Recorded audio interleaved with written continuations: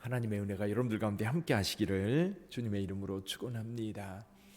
우리 하나님을 가까이에서 하나님을 섬기는 자들, 가장 가까이에서 섬기는 자들은 제사장들이죠. 제사장 아론과 그의 아들들을 하나님께서 제사장으로 세워 제사장 위임식을 합니다. 이 레위기 8장에 제사장 위임식이 나옵니다. 제사장 위임식은 여러분 이제 옷을 다 벗기고 목욕을 시키고 깨끗하게 한 다음에 제사장 의복을, 제사장 옷이 따로 있어요. 그 옷을 입히고 하나님 앞에 이제 임직식을 하는 장면이 레위기 8장에 나오고요. 오늘 여기 그 민수기 8장은 레위 지파를 하나님 앞에 이제 임직식을 거행하는 내용이 오늘 나오고 있습니다. 자, 레위인들은 하나님 앞에 드려진 자다. 그래서 그 이유에 대해서 14절 이하에 나와 있습니다. 하나님께서 이스라엘 백성들을 애굽에서 이제 탈출하게 할 때에 마지막 10번째 재앙이 뭐였느냐면 초태생이라고 그러죠. 처음 난 자들을 다 이제 죽이는 그런 사건이 있었습니다. 그때 이스라엘 백성들은 아무도 죽지 않았어요. 대신 누가 죽었어요? 양이 죽었지요. 양을 잡아서 그 피를 받아서 문인방과 문설주에 발라서 그 집은 이미 피가 흘려져 있는 거예요. 그래서 죽음의 사자가 넘어갔던 겁니다. 그래서 유월, 넘어갔다, 그런 뜻이에요. 자, 그때 처음 난 것들은 이미 여호와 하나님께서 다 구별했다는 겁니다. 그것은 다 하나님 것이라는 거지요. 16절에 보면 이렇게 말씀합니다. 그들은 이스라엘 자손 중에서 내게 온전히 드린 바 된 자라. 이스라엘 자손 중 모든 초태생 곧 모든 처음 난 자 대신 내가 그들을 취하였나니 이 처음 난 자들은 다 내 것이다 라고 말씀하셔서, 사실은 동물들은 그것을 하나님 앞에 희생제물로 드리면 되는데 사람은 그럴 수 없잖아요. 그래서 하나님께서 이스라엘 백성들 처음 난 자들을 대신해서 누구를 받으셨느냐면 레위 지파를 받으셨다는 거예요. 그래서 레위 지파가 하나님의 성막에서 하나님을 섬기는 봉사자로 세웠던 겁니다. 그러니까 이스라엘 모든 민족 가운데 처음 난 자들을 하나님 앞에 드려야 되는데 그 처음 난 자들을 따로 다 뽑아서 하나님 앞에 드려 하나님 나라를 위해서, 하나님의 회막을 위해서 봉사하게 하기가 굉장히 번거롭지요. 그래서 아예 레위 지파를 뽑았던 겁니다. 레위 지파가 뽑힌 이유가 있었지요. 모세가 이제 시내산에 가서 하나님의 말씀을 받을 때에 이스라엘 백성들이 금송아지를 만들어 놓고 음란하게 섬길 때 모세가 내려와서 그렇게 말했었습니다. 여호와께 설 자 나와라. 그럴 때 여호와께 설 자, 그가 바로 레위 지파 사람들이었습니다. 레위 지파 사람들이 따로 구별되어서 하나님 앞에 드려진 자로 이제 하나님 가까이에서 섬기게 된 거죠. 자, 하나님을 섬기게 된 그들 임직식을 하는데요. 제일 먼저 중요한 게 뭐냐면 정결하게 하는 예식이에요. 우리가 하나님 앞에 봉사하려면 정결해야 됩니다. 한번 볼까요? 그 7절을 한번 보죠. 7절 같이 읽어봅니다. 너는 이같이 하여 그들을 정결하게 하되 곧 속죄의 물을 그들에게 뿌리고 그들에게 그들의 전신을 삭도로 밀게 하고 그 의복을 빨게 하여 몸을 정결하게 하고. 요 정결하게 하는 모습이요, 이제 다른 데서 두 곳에서 찾아볼 수 있어요. 하나는 뭐냐면 유행병, 예를 들면 그 나병 같은 경우 걸렸다가 이제 완치 판정을 받았을 때 요 과정을 거쳐서 이제 거룩한 자임을 확증합니다. 거룩하게 되는 거예요. 또 한 가지는 나실인법, 우리가 살펴봤었죠. 나실인으로 하나님 앞에 헌신했는데 그 사이에 그 의도하지 않게 시체를 만졌을 경우, 시체가 몸에 닿았을 경우 정결 의식을 통해서 새롭게 되는데 그때 모습하고 아주 흡사합니다. 여기 이제 속죄하는 물을 그들에게 뿌리고 전신을 삭도로 밀어요. 머리로부터 몸에 있는 모든 털을 삭도로 싹 밀고 그리고 그 옷을 빨아서 이 몸 자체를 정결하게 한다. 여러분, 정결하게 한 다음에 제사를 드려요.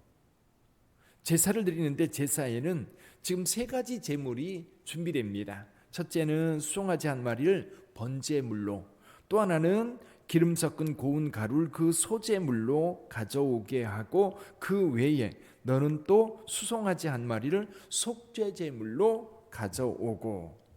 자, 세 가지 제물입니다. 번제는 뭐죠? 번제는 온전히 태워드리는 거예요.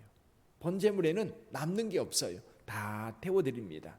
그래서 이 번제는 온전한 헌신, 온전히 하나님 앞에 드림을 상징해요.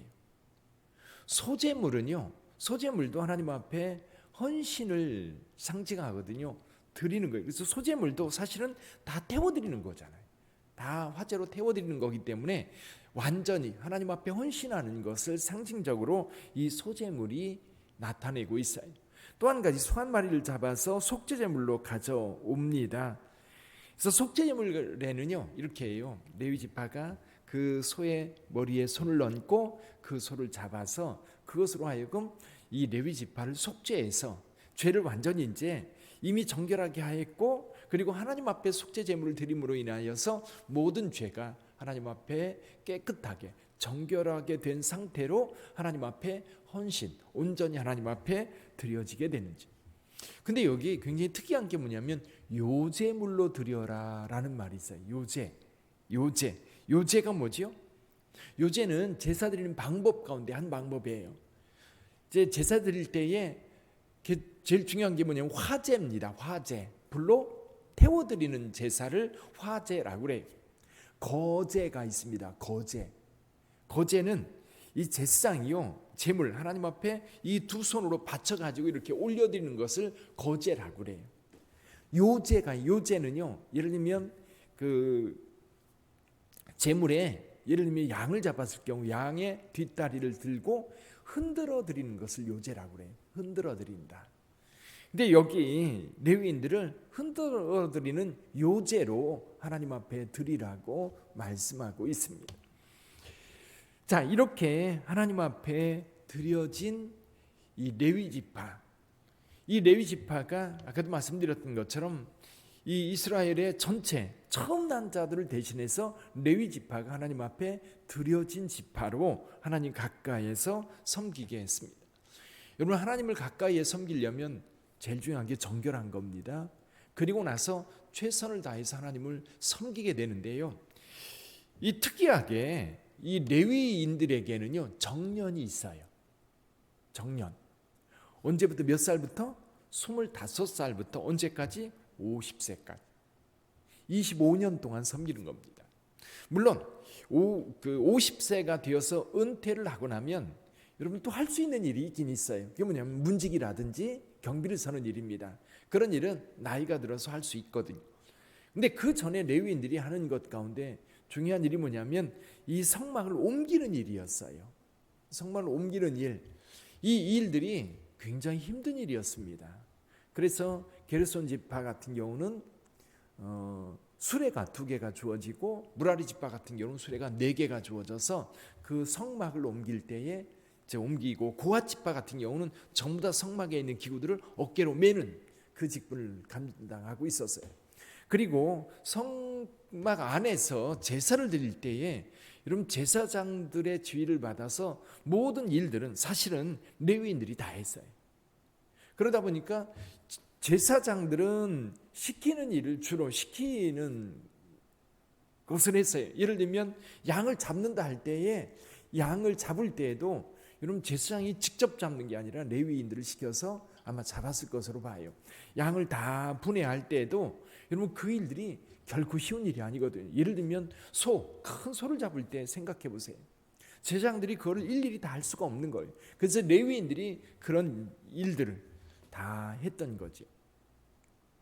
그러면 거기 관리하는 일, 또 제사 드리는 모든 심부름들을 레위인들이 다 했던 거예요. 그러다 보니까 나이가 들면 하지 못했고요, 어려도 할 수 없는 것들이었어요. 그래서 그 정년을 두고 그 정년 안에서만 할 수 있도록 그렇게 배려를 했던 겁니다.